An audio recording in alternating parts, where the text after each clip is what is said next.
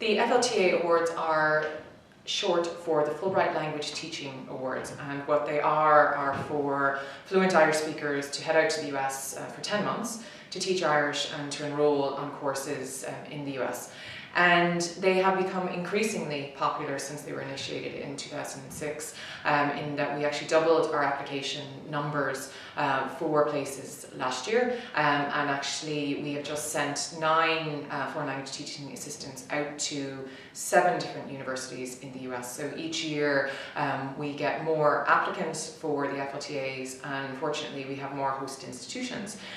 in the US who are able to send more FLTAs.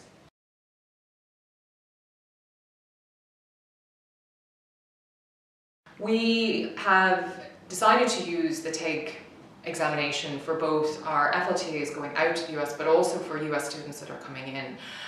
for a couple of reasons. One, Fulbright is about excellence, and while people may demonstrate excellence in their transcripts, we need sort of an objective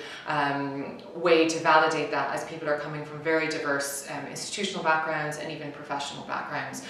when they apply for a Fulbright Award. And then last year, as we had a kind of doubling of applications for the FLTA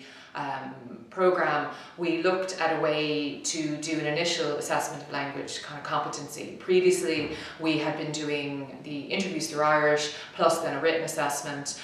which was working quite well, but this year we needed to actually shortlist even further from the written application before calling people for interview. So we decided to use elements of the TEG to just see where people fared, both in terms of particularly their written Irish, their comprehension, and then the oral was assessed